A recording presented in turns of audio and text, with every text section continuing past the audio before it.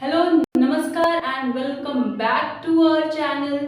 मैं हूं सान्या और आज हम पढ़ने वाले हैं फंडामेंटल राइट्स यानी पार्ट 3 का सेकंड कैटेगरी जो था राइट टू फ्रीडम, जिसके अंदर आता है आर्टिकल 19 से लेके 22 तक। पीछे वाली वीडियोस में हमने पढ़ा था अबाउट राइट टू इक्वालिटी, यानी कि आर्टिकल नंबर 14 से लेके हमने 18 तक सारे आर्टिकल डिस्कस किए थे पीछे वाली वीडियो में।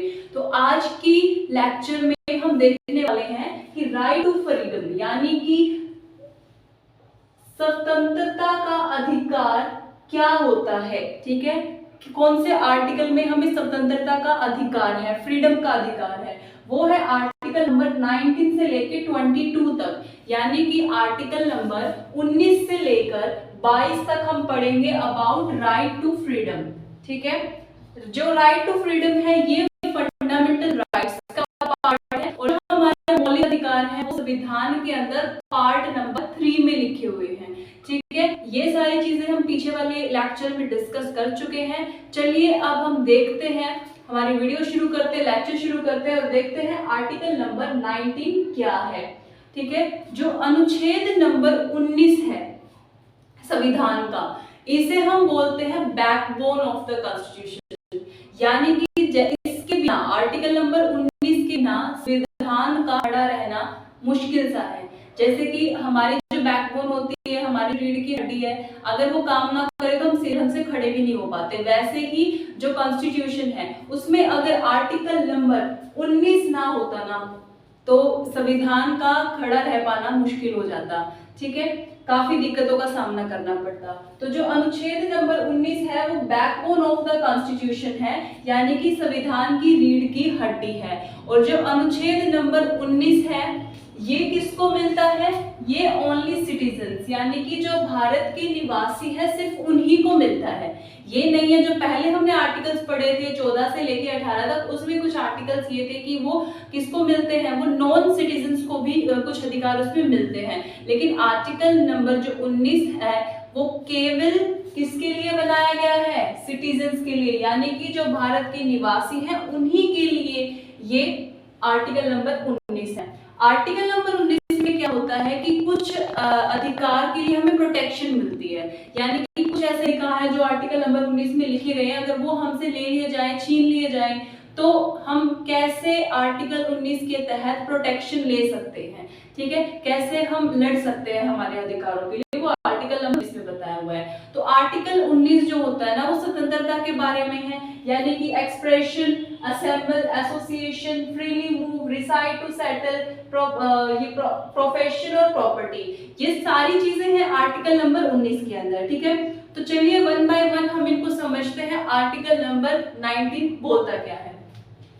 जो आर्टिकल नंबर 19 है उसका जो फर्स्ट क्लोज है वो ये बताता है राइट टू एक्सप्रेशन, यानी कि हमें हमारे आइडियाज, व्यूज, इन सब को एक्सप्रेस करने का अधिकार है। चलिए इसको समझते हैं एग्जांपल से। आप बाहर कहीं जाते हैं और आपको किसी की कोई बात अच्छी नहीं लग रही, मतलब आप उसके विचारों से सहमत नहीं है, तो आप उसके सामने अपना पॉइंट ऑफ व्यू रख सकते हैं ना कि नहीं आप सही नहीं बोल रहे हो, ऐसी होनी चाहिए ये चीज, ऐसे चलेगा ये वाला चीज। तो उस चीज में उसे बोलते हैं एक्सप्रेशन, यानी हम हमारे आइडियाज को दूसरों के सामने एक्सप्रेस कर सकते हैं, हम बोल सकते हैं, हमें बोलने का अधिकार है, कोई हमें चुप नहीं रख सकता। कोई अगर आप चाहें, अगर आपका मन कर रहा है बोलने का तो आप बोलिए, अगर आपका मन है चुप रहने का तो आप चुप रहिए। तो कोई आपके ऊपर रिस्ट्रिक्शंस नहीं डाल सकता कि आपको वहां जाके बोलना है तो बोलना ही है, या फिर यहाँ पे आप अपने विचार नहीं रख सकते। अगर ऐसा कोई आपके साथ करता है तो आप आर्टिकल नंबर 19 की जो क्लोज 1 है उसके तहत आपको प्रोटेक्शन मिल सकती है। ठीक है, सो ये है right to expression. Right to expression and speech, यानी कि आपको बोलने का अधिकार है, आपके जो आइडियाज हैं वो आप दूसरों को बता सकते हैं। ठीक है, आप अपने आइडियाज दूसरों को एक्सप्रेस कर सकते हैं, आप अपने व्यूज जो आप सोचते हैं, जो अपने विचार हैं, जो थॉट्स है वो दूसरों के सामने इजीली रख सकते हैं। आप एड्स, जैसे कि आप जो कॉमर्शियल एड्स है ना उनमें भी वो भी कर सकते हैं। कॉमर्शियल एड्स यानी कि एक एग्जांपल लेते हैं, हम YouTube चलाते हैं, आप अभी मेरी वीडियो देख रहे हो, यूट्यूब पे ही देख रहे हो, तो यूट्यूब के अंदर क्या होता है, अगर कोई चैनल अच्छा खासा ग्रो कर रहा है तो उसमें यूट्यूब क्या करता है, एड्स चलाता है। तो वो एड्स में जिसकी एड्स होती है वो अपने विचार आके आपके सामने रखता है एड के थ्रू, तो वो ये उसको ये तो मना ही नहीं है ना कि आप ये विचार नहीं रख सकते।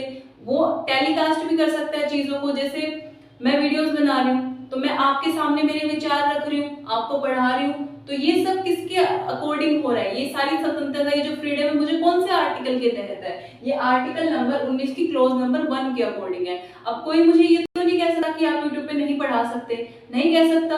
अगर कहेगा तो मैं क्या करूंगी, प्रोटेक्शन लूंगी आर्टिकल नंबर 19 के तहत कि मुझे रोका जा रहा है, जबकि ये मेरे मौलिक अधिकार है, आप मेरे मौलिक अधिकारों को नहीं छीन सकते। ये है एक्ट्स। उसके बाद आरटीआई। आरटीआई होता है राइट टू इंफॉर्मेशन, यानी कि गवर्नमेंट कोई भी एक्टिविटीज कर रही है, अगर आप उन गवर्नमेंट की एक्टिविटीज को जानना चाहते हो कि गवर्नमेंट कैसे काम कर रही है, तो वो सारी चीजें आप जान सकते हो आरटीआई के तहत, ठीक है। वो है आरटीआई, यानी कि आपको ये हक भी है क्लॉज नंबर 1 के अकॉर्डिंग कि आप गवर्नमेंट से पूछ सकते हो कि आप कैसे काम कर रहे हो, कैसे एक्टिविटीज को परफॉर्म कर रहे हो, या आपको बेनिफिट्स कैसे मिल रहे हैं, सब कुछ आप सरकार से जान सकते हो आर्टिकल नंबर 19 के तहत। अगर सरकार आपको नहीं बताती है तो आप क्या करोगे, प्रोटेक्शन लेते हो आर्टिकल नंबर 19 में। उसके बाद बात आती है साइलेंस, यानी कि आप मौन धारण भी कर सकते हैं, चुप भी रह सकते हैं। अगर आप अपने विचार किसी के सामने नहीं रखना चाहते तो आप चुप रहिए, ठीक है। कोई आपको आके ये तो नहीं बोलेगा तू चुप नहीं रह सकता, जाके वहां पे बोल, ऐसा तो कोई आपके ऊपर रिस्ट्रिक्शन नहीं लगा सकता। अगर लगाता है तो क्या करोगे, आर्टिकल नंबर 19 की क्लॉज 1 में जाके प्रोटेक्शन लोगे। यही है राइट अगेंस्ट पॉलिटिकल पार्टी, यानी आप किसी भी पॉलिटिकल पार्टी, यानी कि कोई भी जो राजनीतिक पार्टी है, पॉलिटिकल पार्टी है, उसके खिलाफ आप आवाज भी उठा सकते हो। अगर वो काम सही नहीं कर रही है, कोई भी सरकार सत्ता में है, अगर वो काम सही नहीं कर रही है तो आप उसके खिलाफ भी बोल सकते हो। अगर वो काम अच्छा कर रही है तो आप उसके फेवर में भी बोल सकते हो। कोई आपको ये नहीं कहेगा कि आप उसके फेवर में क्यों बोल रहे हो और उसके अगेंस्ट में क्यों बोल रहे हो। आप अपने विचारों को इजीली एक्सप्रेस कर सकते हैं, आप अपने विचारों को जनता के सामने रख सकते हैं, आपको इस चीज से कोई नहीं रोक सकता। ये प्रोटेक्शन आपको कौन सा आर्टिकल देता है, आर्टिकल नंबर 19 की क्लॉज 1 देती है। स्पीच, अब कुछ ऐसी चीजें हैं कि स्पीच यानी कि आपके बोलने के कार्य में भी कभी पाबंदी लगाई जा सकती है। वो किस केस में लगाई जा सकती है, जब आप कंटेम्प्ट टू कोर्ट, यानी कि कोर्ट के खिलाफ जा रहे हो, उनके फैसलों के खिलाफ जा रहे हो, ठीक है। दूसरा, आप हमारी स्पीच के थ्रू दूसरे को डिफेम कर रहे हो, यानी कि दूसरे की मान हानि कर रहे हो, ठीक है, किसी को नुकसान पहुंचा रहे हो आप अपनी स्पीच से, किसी को काफी डिफेमेशन कर रहे हो, उस केस में आपके अधिकारों को लिया जा सकता है, आपसे छीना जा सकता है, ठीक है। या फिर आप फॉरेन रिलेशंस, यानी कि जो बाहरी देशों के साथ हमारे संबंध हैं उसको खराब करने की कोशिश कर रहे हैं अपने विचारों के थ्रू, ठीक है, तो उसको रोका जा सकता है। हमारे जो नेशन की सिक्योरिटी है उसको अगर आप नुकसान पहुंचाने की कोशिश कर रहे हो, ठीक है, हमारे नेशन की इंटीग्रिटी, सॉवरेनिटी को अगर नुकसान पहुंचाने की कोशिश कर रहे हो, तो आपको आर्टिकल नंबर 19 क्लॉज के तहत कोई भी प्रोटेक्शन नहीं मिलेगी, ठीक है। ये है राइट टू एक्सप्रेशन और स्पीच। स्पीच आपसे एक्सप्रेस और स्पीच कब छीनी जा सकती है, जब आप moral, public, defamation, contempt to court या फिर सिक्योरिटी और इंटीग्रिटी ऑफ इंडिया को नुकसान पहुंचा रहे हो, उस केस में आपसे आर्टिकल नंबर 19 की प्रोटेक्शन ली जा सकती है, छीनी जा सकती है।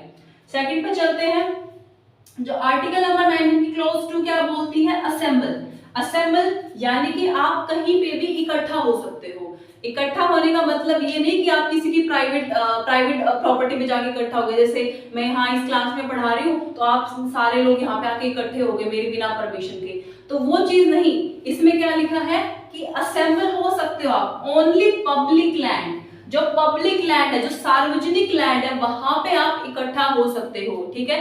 ऐसा नहीं है कि आप किसी के घर में जाके घुस गए और वहां पे जाके असेंबल हो गए बहुत सारे लोग, 4-5 लोग गए और वो एक घर में जाके असेंबल हो गए उसके बिना परमिशन के। तो प्राइवेट प्लेस में आप क्या नहीं कर सकते, इकट्ठा नहीं हो सकते। प्राइवेट बिल्डिंग्स लगा लो, जैसे कि घर हो गया, कहीं और किसी का प्राइवेट प्लेस हो ऐसे कुछ क्लासेस हो गए, तो वहां पे जाके आप क्या नहीं कर सकते, असेंबल नहीं हो सकते। और इसमें एक चीज और ये है कि अगर आपको असेंबल होना है, इकट्ठा होना है, तो आपको पीसफुली यानी कि शांतिपूर्ण तरीके से इकट्ठा होना पड़ेगा। विदाउट आर्म्स, बिना कोई हथियार वगैरह लिए आप क्या नहीं कर सकते, इकट्ठा नहीं हो सकते हो। तो ये आर्टिकल नंबर 19 बोलती है।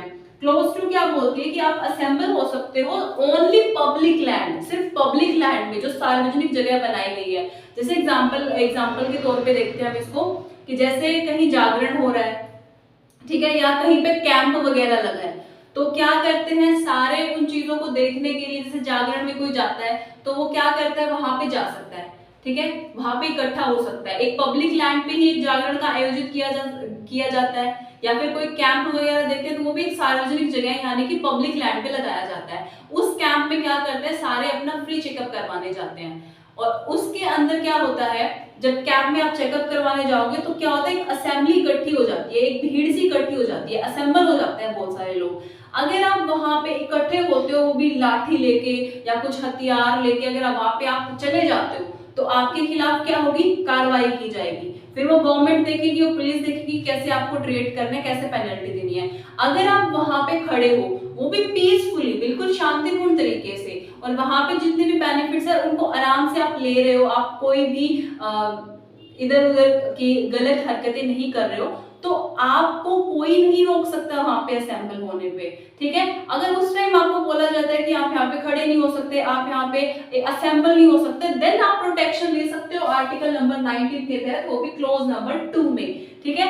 अगर आप पीसफुली खड़े हो विदाउट आर्म्स, वो भी पब्लिक लैंड पे, ऐसा नहीं है कि आप किसी के घर में घुस गए और वहां पे जाके बोलोगे मेरे पास तो क्लॉज नंबर 2 है, आर्टिकल है, आप नहीं रोक सकते हैं घुसने से, ऐसा कुछ नहीं होगा। उस केस में आपके ऊपर कार्रवाई की जा सकती है।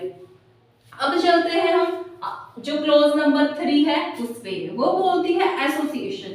एसोसिएशन यानी कि आप एक संगठन बना सकते हैं, संगठन कि इकट्ठे हो सकते हैं, एक ग्रुप बना सकते हैं संगठन बना के। जैसे कि एसोसिएशन का मतलब देखते हैं, आप कोई भी यूनियन बना सकते हो, आप कोई भी एक सोसाइटी फॉर्म कर सकते हो, ठीक है, आप कोई भी ऑर्गेनाइजेशन बना सकते हो। ऑर्गेनाइजेशन में बहुत से लोग हैं, बहुत से वर्ग के, कैटेगरीज के लोग वहां पे आते हैं और आपके साथ इकट्ठा होते हैं और जुड़ते हैं और काम करते हैं, वो होता है एसोसिएशन। एक एसोसिएशन संगठन बना सकते हो आप। ट्रेड यूनियन, आप व्यापार से रिलेटेड कोई अपना एक संगठन बना सकते हो, अपनी कोई सोसाइटी बना सकते हो, अपनी कोई फैमिली बना सकते हो रिलेटेड टू ट्रेड। कंपनी, आप कोई भी कंपनीज, जैसे कंपनी वगैरह खोलते हो तो उसमें कितने सारे एम्प्लॉयज काम करते हैं, तो वो सारे आपका एक ग्रुप ही है, वो आपका सारा एक एसोसिएशन है, वो भी आप इजीली फॉर्म कर सकते हो। और फॉर्म पॉलिटिकल पार्टी, अगर आप चाहो तो आप कोई भी पॉलिटिकल पार्टी आप फॉर्म कर सकते हो, बना सकते हो। तो ये सारी चीजें आपको कौन देती है, क्लॉज नंबर 3 एसोसिएशन देता है। इसमें क्या बोलता है कि एसोसिएट, आप एक ग्रुप बना सकते हो, एक सोसाइटी फॉर्म कर सकते हो, एक ऑर्गेनाइजेशन फॉर्म कर सकते हो, व्यापारी रिलेटेड एक संगठन बना सकते हो। ऐसा करने से आपको कोई नहीं रोक सकता। अगर कोई आपको रोकता है या फिर आपके काम में कोई गवर्नमेंट या फिर बाहर के जो लोग हैं वो आप पे दखल अंदाजी करते हैं, तो आप आर्टिकल नंबर 9 के तहत आपको इस चीज की प्रोटेक्शन है कि आप एसोसिएशन फॉर्म कर सकते हो, ठीक है। एसोसिएशन होना चाहिए, मतलब आपने कोई यूनियन बनाया, आपने कोई सोसाइटी बनाई, वो दूसरों को हानि ना पहुंचाए, ये ध्यान रखें आप, ठीक है।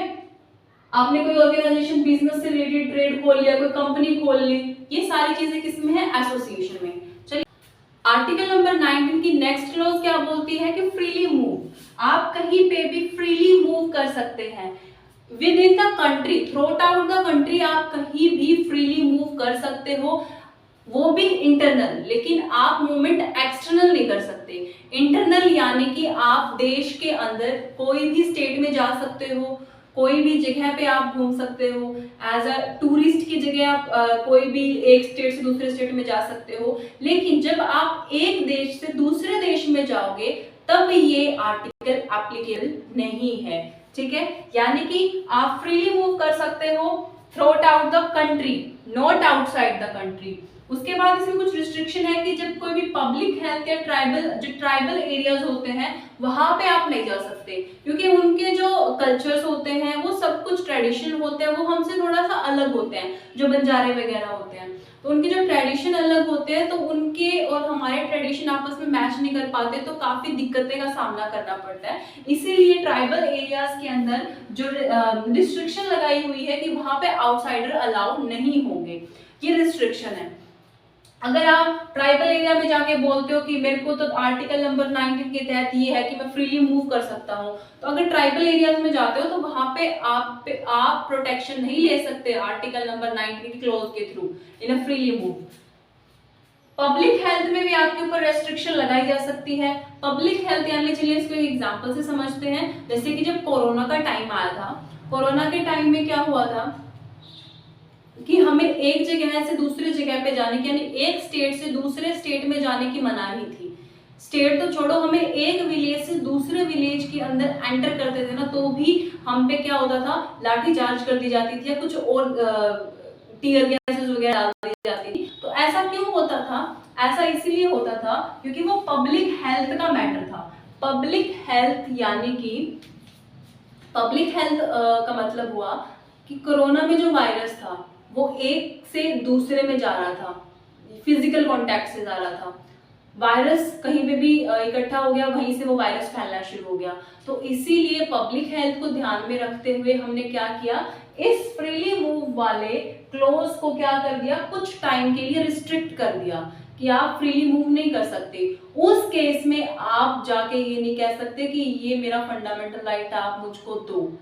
ठीक है, पब्लिक हेल्थ के मैटर में आपको ये आर्टिकल क्लोज, इस आर्टिकल की क्लोज प्रोटेक्शन नहीं देगी। ठीक है, ये कुछ रिस्ट्रिक्शन है जो स्टेट लगाता है या फिर नेशन लगाता है। उसके बाद बात करते हैं reside and settle. Reside and settle कि आप टेरिटरी ऑफ इंडिया, जितने भी इंडिया के अंदर मतलब जो भी टेरिटरी ऑफ इंडिया है, जितने भी स्टेट्स हैं इंडिया के अंदर, या कुछ ऐसी जगह हैं जो इंडिया द्वारा अर्जित की हुई हैं, उन जगहों पे जाके आप कहीं भी रह सकते हैं, कहीं भी सेटल हो सकते हैं, आपको कोई नहीं रोक सकता। ठीक है, जैसे आप अभी हरियाणा में रह रहे हो तो आप राजस्थान में जाके रह सकते हो, वहां पे बस सकते हो, वहां पे प्रॉपर्टीज वगैरह ले सकते हो, ये कोई रेस्ट्रिक्शन आप पे नहीं है। ठीक है, आप इजिली रिसाइड और क्या कर सकते हो, सेटल हो सकते हो एक जगह से दूसरी जगह पे। वो आप काम की वजह से भी हो सकते हो या फिर कोई और भी काफी रीजन हो सकते हैं जिसकी वजह से आप एक जगह से दूसरी जगह पे क्या कर सकते हो, सेटल हो सकते हो। उसके बाद बात करते हैं नेक्स्ट क्लोज की, आर्टिकल 19 में प्रोफेशन और ट्रेड, यानी कि आपके अकॉर्डिंग कोई भी ट्रेड, व्यापार, कोई भी बिजनेस फॉलो कर सकते हो। आपको कोई ये नहीं कह सकता कि आप ये वाला काम नहीं कर सकते, ये काम नहीं कर सकते। आपकी जो मर्जी है, जो गवर्नमेंट के अंडर काम रह के जो आप काम करना चाहते हो आप कर सकते हो। कोई भी बिजनेस खोल सकते हो, आप कोई भी कोचिंग इंस्टीट्यूट खोल सकते हो, आप कहीं भी बिजनेस चला सकते हो, कोई भी काम कर सकते हो। ये आपको हक है, ये आपका मौलिक अधिकार है और ये आपसे कोई छीन नहीं सकता।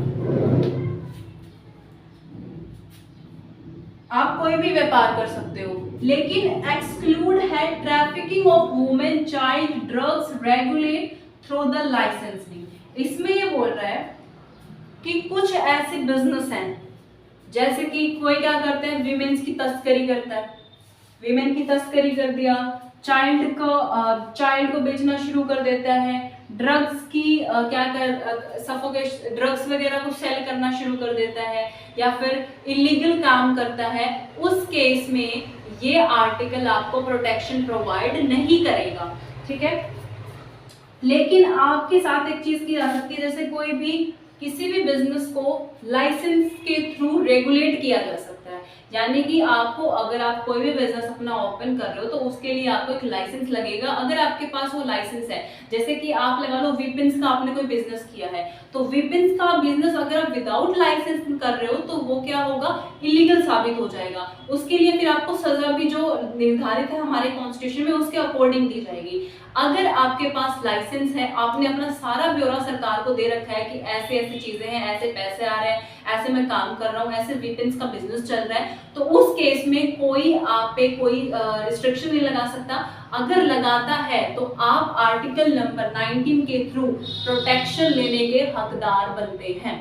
ठीक है, उसके बाद एक लास्ट जो 7th है प्रॉपर्टी, जो कि पहले आर्टिकल नंबर 19 में आती थी, बट अब इसको एक्सक्लूड कर दिया गया है। इसको क्या बना दिया गया है, फंडामेंटल राइट से लीगल राइट, कानूनी जो राइट है, कानूनी हक है, वो दे दिया गया है। ये कब किया था, बाय जब 44वां जब हमने संशोधन करवाया था ना कॉन्स्टिट्यूशन के अंदर, संविधान के अंदर, उस समय प्रॉपर्टी को फंडामेंटल राइट से निकाल के हमने क्या दे दिया, लीगल राइट दे दिया। ठीक है, तो ये है हमारा आर्टिकल नंबर 19। आर्टिकल नंबर 19 को एक स्टोरी से याद करने की कोशिश करते हैं। देखो, आप कहीं पे गए, एक स्टोरी से समझते हैं आर्टिकल नंबर 19 को। आप कहीं पे गए, वहां पे आपने क्या किया, अपने विचार को एक्सप्रेस किया, अपने विचार बताए। उस विचार जब आपने अपने आप को एक्सप्रेस किया, आपने स्पीच किया, आप बोले, अपने विचारों को रखा, तो क्या हुआ, जब आप रख रहे थे तो वहां पे क्या हुआ, कुछ लोग असेंबल हुए आपको सुनने के लिए, असेंबल हुए ना, तो आपने अपने विचारों को रखा तो लोग असेंबल हुए आपको सुनने के लिए। सुनने के बाद वो आपसे इतने प्रभावित हो गए कि वो आपके साथ उन्होंने जुड़ना चाहा, मतलब आपके साथ एक ग्रुप बनाना चाहा, एक यूनियन बनाना चाहा, एक कंपनी बोल सकते हो, एक सोसाइटी आपके साथ या ऑर्गेनाइजेशन फॉर्म करने की कोशिश मतलब कोशिश करना चाह रहे थे। तो क्या फॉर्म हो गया, एसोसिएशन।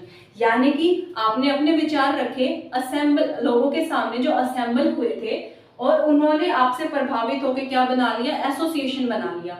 उसके बाद एसोसिएशन बनाने के बाद आप क्या करने लगे, एक जगह से दूसरी जगह पे जाके अपने फ्रीली मूव करके आप क्या करने लगे, अपनी स्पीचेस देने लगे।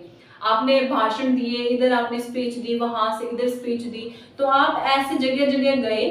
लेकिन आपको एक जगह क्या होगी, काफी अच्छे, जैसे आप राजस्थान गए तो आपको राजस्थान क्या होगा, पसंद आ गया, भाई हाँ यहाँ का इलाका बहुत अच्छा है, यहाँ पे लोग भी बहुत है, मेरे ग्रुप को काफी सपोर्ट मिल रहा है, तो आप वहाँ पे क्या कर सकते हो, रिसाइड रह सकते हो, आप चाहो तो वहाँ पे सेटल भी हो सकते हो। ठीक है, फिर आप वहाँ पे सेटल भी हो गए, आप वहाँ पे रहने भी लग गए। उसके बाद आपको फिर थोड़ा सा दिमाग में विचार आया कि मैं यहाँ रह तो रहा हूँ, क्यों ना मैं यहीं पे अपना बिजनेस शुरू कर दूं, यहीं पे इससे रिलेटेड कोई ट्रेड करना शुरू कर दूं। तो आपने क्या किया, वहां पे जाके कोई प्रोफेशन और ट्रेड ले लिया। तो ये है आर्टिकल नंबर 19। आई होप आपको याद हो गया होगा कि जब आपने अपने एक्सप्रेशन, अपने बिलीव्स, अपने आइडियाज को एक्सप्रेस किया तो असेंबल हुई, भीड़ असेंबल हुई। असेंबल होने के बाद क्या हुआ, एक आपसे प्रभावित होकर एसोसिएशन बनाया। एसोसिएशन बनाने के बाद आप एक जगह से दूसरी जगह पे गए ताकि अच्छे से अपने व्यूज को और एक्सप्रेस कर सके। फिर आपको एक जगह पसंद आ गई जहाँ पे आपने क्या किया, रिसाइड और सेटल होने का मन बना लिया। सेटल होने के बाद आपने सोचा कि अब मुझे क्यों ना कोई बिजनेस या व्यापार शुरू करना चाहिए। तो ये है आर्टिकल नंबर 19। आई होप आपको याद भी हो गया होगा। चलिए अभी देखते हैं आर्टिकल नंबर 20 यानी कि अनुच्छेद नंबर 20 संविधान का क्या बोलता है। ठीक है, अनुच्छेद नंबर 20 भी पार्ट 3 में ही आएगा, ऑब्वियसली बात है। उसके बाद देखते हैं आर्टिकल नंबर जो 20 है वो कहता है protection in respect of conviction for offences. यानी कि आपने जो ऑफेंस किया है, आपने मान लीजिए कोई अपराध कर दिया, तो उसके लिए आपको कैसे पेनल्टी देनी है, कैसे आपके साथ बिहेव करना है, कैसे क्या कुछ करना है, तो वो सबकी जानकारी किसमें दी गई है, आर्टिकल नंबर 20 में दी गई है, यानी कि 20 में दी गई है, जिसमें कि आपको सजा कैसे दी जाएगी अगर आपने कोई अपराध किया है, या फिर आपको कैसे आप खुद को प्रोटेक्ट कर सकते हो ऑफेंसेस से, या फिर आपको कैसे दोष सिद्धि में संरक्षण मिल सकता है, ये आर्टिकल नंबर 20 बताता है। आर्टिकल नंबर 19 हमने पढ़ा था कि वो सिर्फ किसको अवेलेबल होगा, जो सिटीजन होंगे सिर्फ उन्हीं को अवेलेबल होगा, जो भारत के निवासी होंगे। लेकिन ये किसको मिलेगा, ये सिटीजन्स को भी मिलेगा और नॉन सिटीजन्स है उनको भी, यानी कि जो भारत के निवासी हैं उनको भी मिलेगा ये अधिकार, और जो भारत के निवासी नहीं हैं, जो बाहर के फॉरेनर्स हैं या फॉरेन कंट्री से आए हैं, उनको भी क्या मिलेगा, आर्टिकल नंबर 20 के तहत प्रोटेक्शन मिल सकती है। चलिए देखते हैं किस केसेस में उनको प्रोटेक्शन मिलेगी। तो इस आर्टिकल को समझने के लिए हमें 3 टर्म को समझना होगा, जो है एक्स पोस्ट फैक्टो लॉज, दूसरा है double jeopardy and the next one is self incrimination. ठीक है, तो ये जो फर्स्ट हम पढ़ते हैं एक्स पोस्ट फैक्टो लॉज, ये क्या है? ये है आर्टिकल नंबर 20 की क्लोज नंबर 1। क्लोज नंबर 1 है आर्टिकल नंबर 20 की, वो बताती है about ex post facto laws, यानी कि आपको टाइम, जिस टाइम आपने अपराध किया है, जिस टाइम आपने कोई ऑफेंस किया है, तो उसी टाइम के अकॉर्डिंग क्या मिलेगी, आपको सजा मिलेगी। ठीक है, चलिए इसको एग्जांपल से समझते हैं। इस एक्स पोस्ट फैक्टो जो एक्स पोस्ट फैक्टो लॉ है, इस टर्म को एग्जांपल से समझने की कोशिश करते हैं। मान लीजिए आज आप में से किसी ने आज क्या कर दिया, किसी का कोई क्राइम कर दिया, कोई ऑफेंस कर दिया, किसी का मर्डर कर दिया, और वो क्राइम जाके आपका जाता है कोर्ट में। ठीक है, कोर्ट में वो काम आपका, जैसे आपने 2024 में, मान लीजिए आपने 2024 में क्या किया, कोई क्राइम किया। ठीक है, लेकिन ये जो आपका केस है ना, आपका फिर ये केस जाता है कहाँ पे, कोर्ट में जाता है, और कोर्ट में फैसला आते आते क्या हो जाता है, 2025 लगा लो, 2025 आ जाता है, 26 आ जाता है। कोई भी क्राइम लगा लो या फिर कोई भी ऑफेंस लगा लो, कोई पर्टिकुलर नाम नहीं है। ठीक है, कि आपके जो फैसला आने में क्या लग गया, 1 साल लग गया, 1.5 साल लग गया, तो ये नहीं होगा। अब एक, जैसे आपने क्या किया, कोई चोरी वगैरह कर ली, कोई क्राइम कर लिया, तो 2024 में क्या था, क्राइम के लिए कोई और कानून है, जैसे अब कुछ और कानून है, लेकिन बाई चांस अगर वो कानून 2025-26 में जाके चेंज हो जाता है, यानी कि जो सजा है वो कम हो जाती है मान लो, या फिर ज्यादा हो जाती है, कुछ भी चेंजेस आ जाते हैं, तो आपको जो सजा मिलेगी ना, वो 2025-26 के अकॉर्डिंग नहीं मिलेगी, वो उसके अकॉर्डिंग मिलेगी 2024 के अंदर। यानी कि आपने जब क्राइम किया है उस टाइम पे जो कानून था, उस कानून में जो पेनल्टी लिखी हुई थी, उसके अकॉर्डिंग आपको सजा मिलेगी। ये नहीं है कि आप 2025-26 में जाके अगर वो कानून चेंज होता है तो आपको आगे सजा उसके अकॉर्डिंग दी जाए। जैसे कि मान लीजिए कोई आपने ऑफेंस किया, उसके लिए 2024 में सजा थी वो 2 साल की थी, 2 ईयर की थी, लेकिन 2025-26 में वो जो सजा है ना, वो कितनी होगी, 4 साल की कर दी। भाई इतना 4 साल की सजा मिलेगी अब जिसने कोई भी ऑफेंस किया है, तो सेम ऑफेंस के लिए। लेकिन जब आपने 2024 में वो ऑफेंस किया ना, तो आपको सजा 2 साल की ही मिलेगी 25-26 में, 4 साल की नहीं मिलेगी, क्योंकि जिस टाइम आपने अपराध किया होता है उस समय जो कानून होता है उसी के अकॉर्डिंग आपको सजा दी जा सकती है, उसमें फेर बदलाव नहीं किया जा सकता। आई होप आपको ये वाली चीज समझ आ गई होगी। ठीक है, इस टर्म को बोलते हैं हम एक्स पोस्ट फैक्टो लॉज, यानी कि जिस टाइम आपने अपराध किया है उस समय के अकॉर्डिंग आपको पेनल्टी दी जाएगी, आपको सजा दी जाएगी, बाद में उसका कोई चेंजेस आपके साथ नहीं किए जाएंगे। आई समझ में? ये बोलती है आर्टिकल नंबर 21 क्लोज। अगर कोई आपके साथ ऐसा करता है कि आपने 2024 में कोई गुनाह किया है और उसकी सजा आपको 2025-26 में मिल रही है और उस 25-26 कानून के अकॉर्डिंग आपको सजा दी जा रही है, तो आप प्रोटेक्शन ले सकते हैं आर्टिकल नंबर 20 की क्लोज नंबर 1 पे।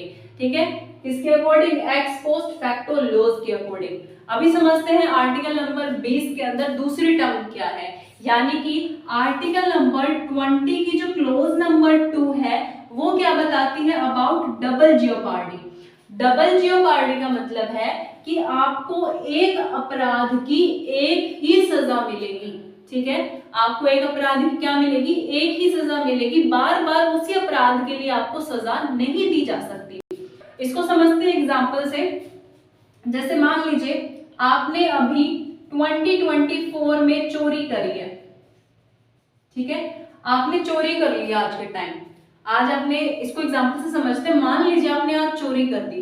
ठीक है, तो आपको इस ऑफेंस से रिलेटेड क्या मिल गई, आपने चोरी की, आपका कोई भी मामला है, कोई भी आपने या फिर कोई और ऑफेंस कर दिया, तो वो सारा क्या होगा, उसकी आपकी क्या होगी, सुनवाई भी हो गई उसकी, और आपको क्या मिल गई, पेनल्टी भी मिल गई उस चीज की। यानी कि आपको उस चीज की सजा भी दे दी है।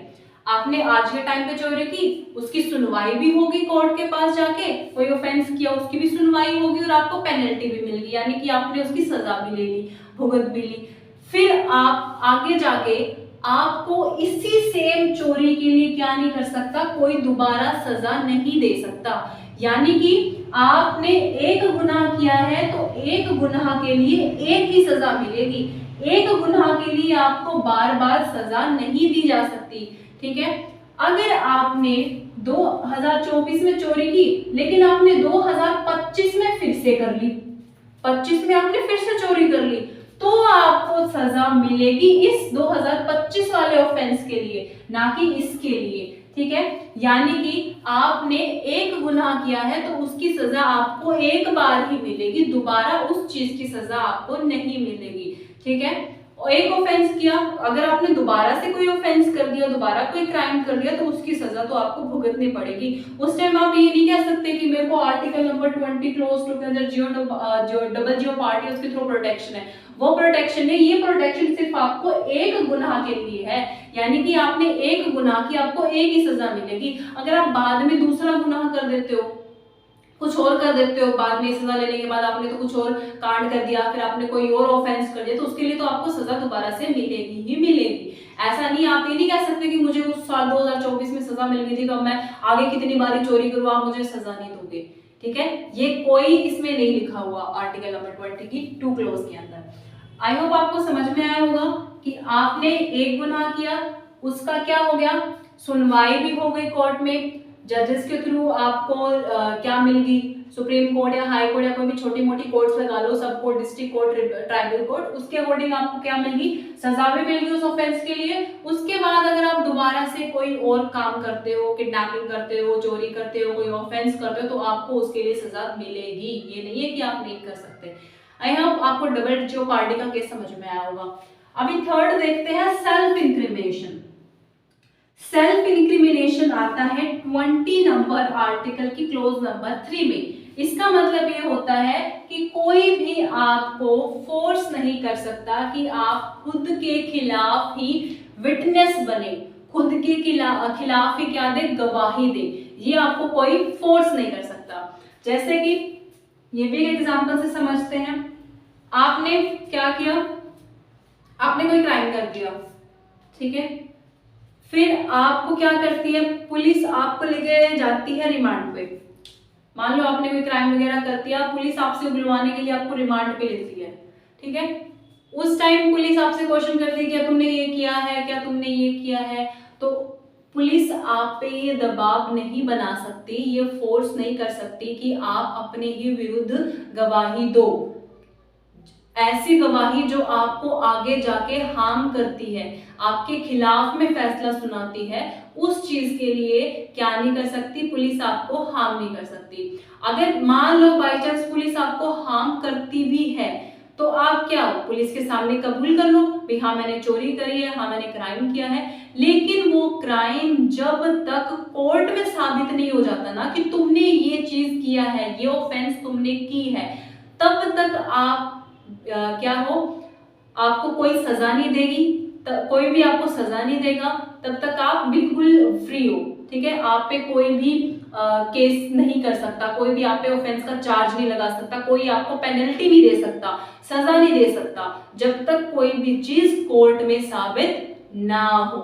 आई बात समझ में? ये है सेल्फ इंक्रिमिनेशन कि फॉर कोई भी अगर डिपार्टमेंट है, कोई भी पुलिस है, आपके ऊपर क्या नहीं कर सकती, दबाव नहीं डाल सकती कि आप खुद के विरुद्ध गवाही दे। आपकी मर्जी है, अगर आप अपनी मर्जी से दे रहे हैं तो दे सकते हैं, अगर आप नहीं देना चाहते तो आप नहीं दे सकते, ठीक है, आप पे है। अगर आप पे कोई फोर्स करता है या आप पे कोई दबाव बनाता है तो आप आर्टिकल नंबर 20 की क्लोज नंबर 3 के तहत ये बोल सकते हो कि सेल्फ इंक्रिमिनेशन के तहत मैं नहीं जवाब दूंगा, बोलो कर लो, जाओ कर लो, क्या करोगे मेरा, ठीक है।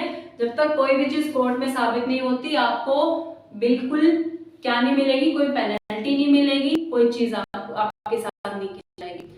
कई बार होता है कि आपको रिमांड पे रखा जाता है, पुलिस आपको रिमांड पे लेके आपसे बुलवाती है कि क्या तूने चोरी की है, क्या तूने चोरी की है, आप बोल दो हाँ मैंने चोरी की है। अगर जब तक वो कोर्ट में ही साबित नहीं हुई कि तुमने चोरी की है तो उस चीज का कोई फिर मैटर ही नहीं बनता, कोई ऑफेंस ही नहीं बनता फिर वो।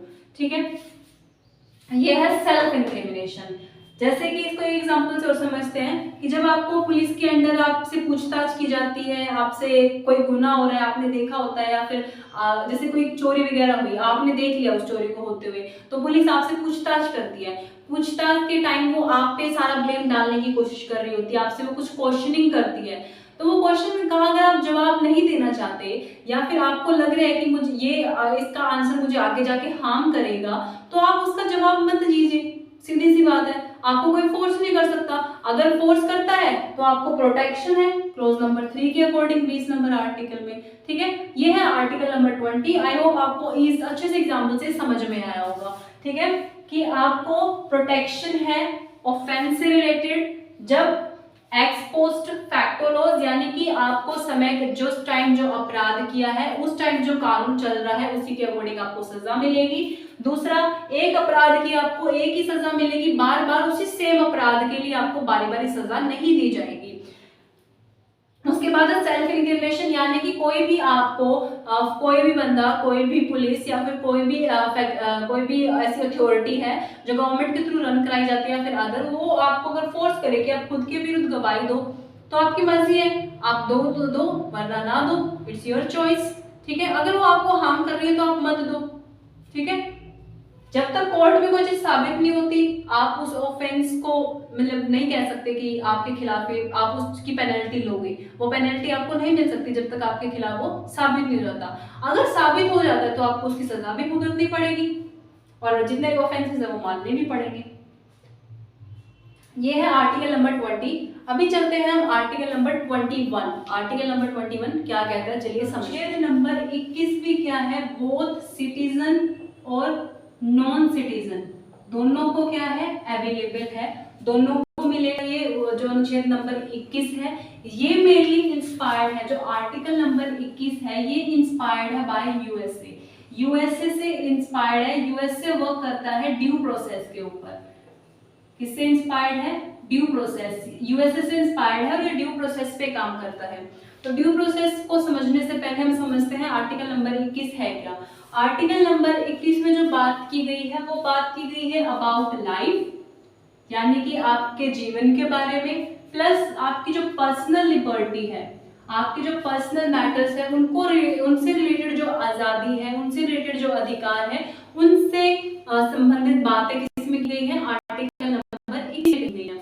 तो हमने क्या बोला कि आर्टिकल नंबर जो 21 है वो इंस्पायर्ड है बाय यूएसए, यानी कि ड्यू प्रोसेस पे काम करता है। ड्यू प्रोसेस क्या होता है कि ड्यू प्रोसेस के अंदर जो कोर्ट्स है ना वो क्या करती हैं, एक्शंस को कंट्रोल करती है। लेजिस्लेटिव और एग्जीक्यूटिव के जो एक्शंस हैं उनको कंट्रोल करने का काम करते हैं कि कैसे कानून बनाना है, कैसे उनको इम्प्लीमेंट करना है, अगर जो कानून बनाने की पावर है वो उनको कहाँ से मिली, ऐसे कुछ क्वेश्चंस है वो कोर्ट लेजिस्लेटिव और एग्जीक्यूटिव जो अथॉरिटीज है उनसे पूछती है। अगर आंसर पॉजिटिव मिलता है तो वो आगे फर्दर परफॉर्म होता है, नेगेटिव मिलता है तो उन्हें वो लोग वहीं पर रोकना पड़ता है। ऐसे कुछ ड्यू प्रोसेस काम करती है। और हमारा जो ये आर्टिकल है ना, आर्टिकल नंबर 21, ये प्रोसीजर मेड बाय लॉ और ड्यू प्रोसेस दोनों पे एक साथ काम करता है गोपालन और मेनका गांधी वाला केस आने के बाद। ठीक है, तो इसमें क्या है, चेंजेस आते रहते हैं और इसको ब्रॉड पर्सपेक्टिव मिलता रहता है। तो लाइफ और पर्सनल लिबर्टी का जो काफी बड़ा एक्सपेक्ट है या प्रोस्पेक्टिव है वो मेनका गांधी केस से इस आर्टिकल को मिला था। मेनका गांधी केस भी एक्सप्लेन करेंगे क्या है। मेनका गांधी जो केस है वो क्या हुआ था, 1978 में आया था।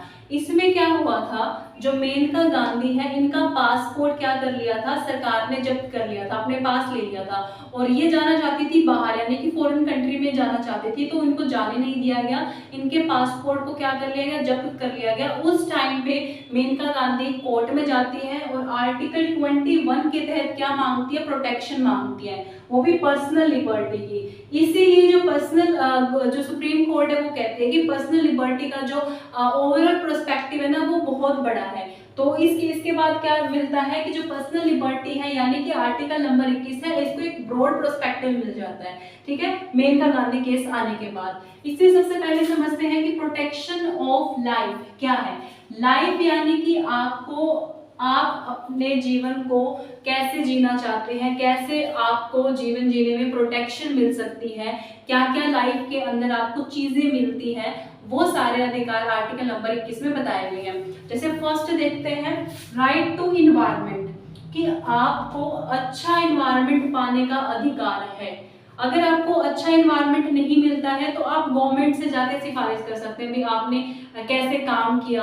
आर्टिकल 19 में पढ़ा था ना कि आप गवर्नमेंट से आरटीआई के तहत एक्टिविटीज के बारे में पता कर सकते हैं। वैसे ही इन्वायरमेंट जैसे पोल्यूशन वगैरह हो रहे हैं, अभी काफी पोल्यूशन बढ़ रहा है, गाड़ियों का पोल्यूशन भी होता है, तो उसको क्या करना पड़ता है, वो पोल्यूशन फ्री एक वो बनवानी पड़ती है, हमें रिसिप्ट बनवानी पड़ती है, कटवानी पड़ती है वो रिसिप्ट, उसके बाद आप पे चलान नहीं लगता। अगर आपके पास आपकी बाइक अगर ज्यादा पोल्यूशन कर रही है या फिर आपके कोई भी व्हीकल है जो ज्यादा पोल्यूशन कर रहा है, तो उसको क्या कर लिया जाता है, पुलिस के द्वारा जब्त कर लिया जाता है, ठीक है। सिलेंसर वगैरह अगर ज्यादा धुआं निकाल रहा है तो उसको जब्त कर लिया जाता है। ऐसा क्यों होता है, क्योंकि ये हमारी लाइफ से रिलेटेड मामला आ जाता है, जिसमें हमें क्या है, राइट टू इन्वायरमेंट, यानी कि सभी लोग जितने भी इंडिया में रह रहे हैं, जो सिटीजन है, इवन जो नॉन सिटीजन है ना, उनको भी क्या है, लाइफ का अधिकार है, यानी कि एक अच्छा इन्वायरमेंट पाने का अधिकार है।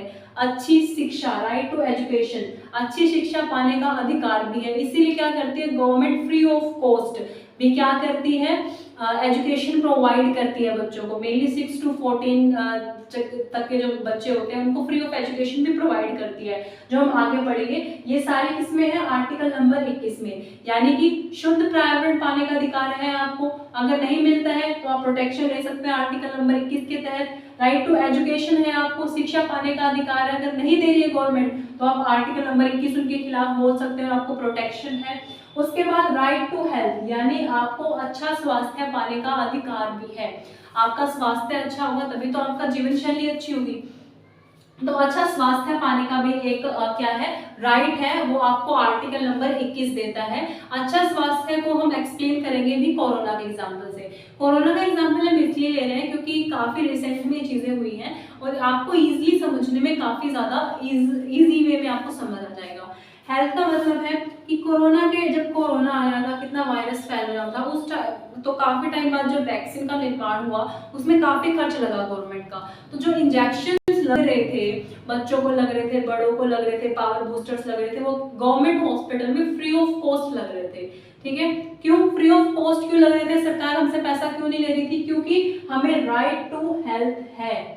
आज भी पोलियो की दवाइयां पिलाई जाती है, खसरे के टीके लगते हैं और कुछ ऐसे मतलब वायरस को रोकने के लिए, हमारे स्वास्थ्य के लिए फ्री ऑफ कॉस्ट में जो टीकाकरण हो रहा है, टीके लगवाए जा रहे हैं, छोटे बच्चों को टीके लग रहे हैं, कोरोना के जो टीके लगाए गए, फ्री ऑफ कॉस्ट मेडिसिन दी जा रही है गवर्नमेंट हॉस्पिटल्स के अंदर, इलाज भी दिया जा रहा है फ्री ऑफ कॉस्ट, आपको स्वास्थ्य बीमा भी दिया जा रहा है। वो सारे किसके थ्रू दिए जा रहे हैं, आर्टिकल नंबर 21 में राइट टू हेल्थ के अकॉर्डिंग दिए जा रहे हैं। मतलब ये आपके राइट टू फ्रीडम यानी फंडामेंटल राइट का ही पार्ट आप लगा लो। उसके बाद है राइट टू डाई, यानी कि आपको राइट टू डाई का अधिकार नहीं है, नहीं है, मैंने इस पे क्रॉस लगा रखा है कि आप क्या नहीं कर सकते, आत्महत्या नहीं कर सकते। अगर आपको लाइफ का अधिकार है तो आप इस आर्टिकल के तहत राइट टू डाई फॉलो नहीं कर सकते, यानी कि आप सुसाइड, कमिट टू सुसाइड नहीं कर सकते हो, आप खुद को नहीं मार सकते हो। जब आप आर्टिकल नंबर 21 से बोलता है कि हम आपको नहीं मरने दे रहे, तो आप खुद को कैसे मार सकते हो, यानी कि आप सुसाइड नहीं कर सकते। अगर आप सुसाइड करने के बाद बच जाते हैं तो आपको 309 के तहत जो सेक्शन है पुलिस ले जाएगी और जो पेनल्टी है वो आपको करनी पड़ेगी, जो सजा है वो आपको भुगतनी पड़ेगी। बच गए तो, नहीं बचे तो फिर कौन ही भुगतेगा। तो ये है राइट टू डाई, यानी कि जो राइट टू डाई का अधिकार है वो अधिकार आपको आर्टिकल नंबर 21 नहीं देता। इट मींस आप कमिट टू सुसाइड, आप सुसाइड नहीं कर सकते हैं। ये है आर्टिकल नंबर 21। कभी आप राइट टू भी, हमें राइट टू लाइफ है तो शायद क्या पता हमें राइट टू डाई भी हो, वो नहीं है। आर्टिकल नंबर 21 बोलता है कि आपको हक है, आप अच्छा पर्यावरण लीजिए, इन्वायरमेंट लीजिए, अच्छी एजुकेशन लीजिए, अच्छी हेल्थ लीजिए जो आपको जीवन जीने में काफ़ी हेल्प करेगी, आपके जीवन को काफ़ी अच्छा बिताएगी। लेकिन राइट टू डाई हम आपको इस आर्टिकल के तहत नहीं देंगे, यानी कि आप आत्महत्या नहीं कर सकते हैं। उसके बाद देखते हैं पर्सनल लिबर्टी, ये तो था लाइफ का कंसेप्ट। उसके बाद देखते हैं प्रोटेक्शन ऑफ पर्सनल लिबर्टी।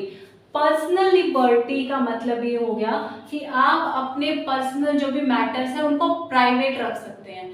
आप चाहे तो उसको सरकार के सामने रखना चाहते हैं, आपसे मांगा जाए, कोई बहुत ज्यादा रेयर केसेस में आपके डेटा को अगर गवर्नमेंट रख रही है किसी भी ऑफेंस से रिलेटेड या कोई भी रीजनेबल रिस्ट्रिक्शंस की वजह से, तो वो सरकार किसी और को क्या नहीं कर सकती, डिस्क्लोज नहीं कर सकती, वो अपने पास ही रखती है। यानी कि आपको पर्सनल लिबर्टी है, आप क्या नहीं कर सकते, आपकी प्राइवेसी को कोई नुकसान नहीं पहुंचा सकता।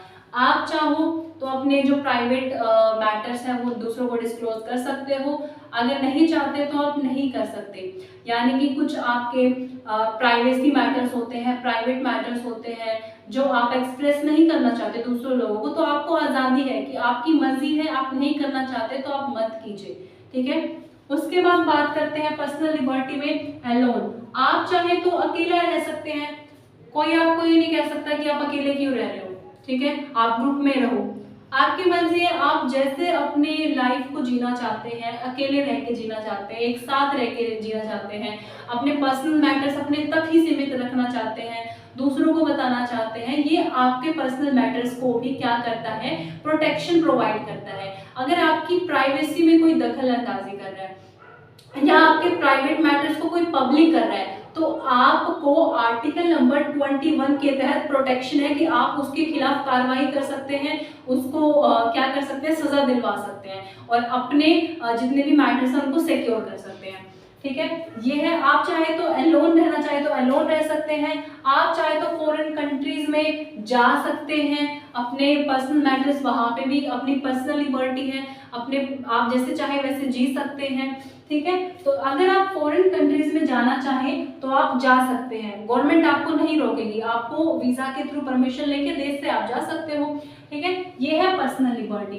तो आर्टिकल नंबर 21 क्या कहता है कि आपको राइट टू लिबर्टी है, राइट टू पर्सनल लिबर्टी है, राइट टू लाइफ है। अगर आपसे कोई ये चीजें, आपकी पर्सनल लिबर्टी छीन रहा है, आपके प्राइवेट मैटर्स को पब्लिक कर रहा है या आपसे आपकी कोई लाइफ छीनने की कोशिश कर रहा है, तो आप आर्टिकल नंबर 21 के तहत प्रोटेक्शन ले सकते हैं। लेकिन पहले क्या हुआ था, आर्टिकल नंबर 21 अभी जो रिसेंटली प्रेजेंटली आर्टिकल नंबर 21 को सस्पेंड नहीं कर सकता कोई, लेकिन पहले क्या हुआ था, आर्टिकल नंबर 21 को 1962, 1971, 1976 के अंदर सस्पेंड कर दिया था। पाकिस्तान का वार चला था, चाइना के वार के चलते क्या कर दिया गया था, सस्पेंड कर दिया गया था, यानी इन चीजों को रोक दिया गया था, ठीक है। किसके थ्रू रोका गया था, प्रेसिडेंट, यानी कि जब ये सारे युद्ध वगैरह चल रहे थे, वार्स वगैरह चल रहे थे, उस टाइम पे प्रेसिडेंट ने इमरजेंसी लगाई, ठीक है।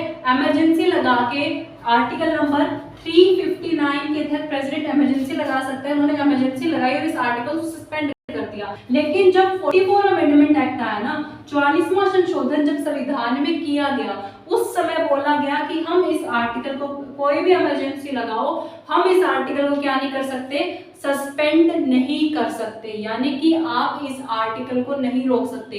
कोई वार चल रहा है, कोई इमरजेंसी लगी हुई है देश में, इंटरनल एक्सटर्नल, तो उस समय आप आर्टिकल नंबर 21 को खत्म नहीं कर सकते हो, सस्पेंड नहीं कर सकते हो। उस समय भी सिटीजन हो चाहे नॉन सिटीजन हो, उसको राइट टू लाइफ का अधिकार होगा और पर्सनल लिबर्टी का अधिकार होगा। ये है आर्टिकल नंबर 21। और एक हमने बात की थी कि आप कमिट टू सुसाइड नहीं कर सकते, अगर आप सुसाइड करते पाए जाए तो 309 के तहत आपको पुलिस लेके जा सकती है। अब देखते हैं article number 21A। Article number 21A है, ये 86वें संशोधन के दौरान जोड़ा गया था, आर्टिकल नंबर 21 में ही। हमने कुछ इसमें और चीजें जोड़नी थी तो हमने क्लोज ए लगा के इसमें चीजों को जोड़ दिया, जैसे कि राइट टू एजुकेशन। हमने अभी ऊपर बात की कि आपको राइट टू एजुकेशन है अच्छी लाइफ जीने के लिए, इसीलिए हमने इसी के अंदर डाला है आर्टिकल नंबर 21A में ही डाला है राइट टू एजुकेशन, यानी कि आपको शिक्षा का अधिकार है। ये एग्जाम में बहुत बार पूछा जाता है कि जो 21A आर्टिकल है वो कब जोड़ा गया था, वो जोड़ा गया था 86वें संशोधन के दौरान। मतलब जब 86 अमेंडमेंट एक्ट अमेंडमेंट हुआ था कॉन्स्टिट्यूशन के अंदर 2002 में उस टाइम इसको क्या किया गया था, जोड़ा गया था।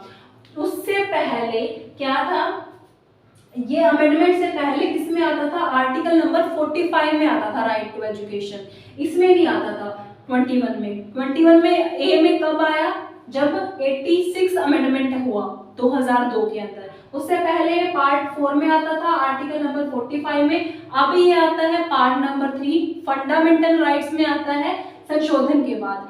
ये आर्टिकल क्या बोलता है कि 6 साल से लेकर 14 साल के बच्चों को हमें क्या, फ्री और कंपल्सरी एजुकेशन प्रोवाइड करवानी है। उसके बाद क्या हुआ, इसको ये जो 21A है ना, राइट टू एजुकेशन, ये फिर बाद में क्या हो गई, फंडामेंटल ड्यूटी भी बना दी। फंडामेंटल ड्यूटी यानी कि ये आर्टिकल नंबर 51A के अंदर भी आता है, ठीक है, राइट टू एजुकेशन। उसमें भी ये ड्यूटी है हमारे पेरेंट्स की कि वो 6 से लेके 14 साल के बच्चों को घर पे ना रखें, उनको एजुकेशन दिलवाएं, उनको स्कूल भेजें, ठीक है। ये है right to education. Right to education article number 21A, पहले ये आता था 45 आर्टिकल में पार्ट नंबर 4 में, बट अब इसे क्या बोल दिया गया है, फंडामेंटल राइट बता दिया गया है। ये मौलिक अधिकार है, ये सबका हक है लेने का, ठीक है। ये है article number 21। So I hope आपको आर्टिकल नंबर 19, 20 और 21 काफी अच्छे से समझ में आ गया होगा। कल हम देखेंगे आर्टिकल नंबर 22 के बारे में, जो काफी इंपॉर्टेंट आर्टिकल और काफी थोड़ा सा समझने में बड़ा भी है। तो कल हम पढ़ेंगे आर्टिकल नंबर 22 के बारे में। आज हमने पढ़े आर्टिकल नंबर 19, 20, 21। आर्टिकल नंबर 19 सिर्फ सिटीजन्स को अवेलेबल है, 20 और 21 सबको अवेलेबल है। आर्टिकल नंबर 9 में आपको राइट है एक्सप्रेशन का, असेंबल, एसोसिएशन, यूनियन, बिजनेस वगैरह बनाने का। आर्टिकल नंबर 20 आपको बोलता है कि कोई भी आपको प्रोटेक्शन है ऑफेंस से रिलेटेड, अगर वो आपके कैसे आपको पेनल्टी देनी है, कैसे ऑफेंस को क्लियर करना है, वो सारी चीजें। और आर्टिकल नंबर 20 बताता है कि आपको जीने का अधिकार है, लाइफ का अधिकार है और आपको पर्सनल लिबर्टी का अधिकार है। तो ये थे आज के आर्टिकल्स। आई होप इससे काफी क्वेश्चंस आपके बन जाएंगे और काफी ऐसे क्वेश्चन जो रिपीटेड होते हैं बारी बारी गवर्नमेंट एग्जाम्स के अंदर। तो please continue with our channel. Thank you so much और कल मिलेंगे एक नए लेक्चर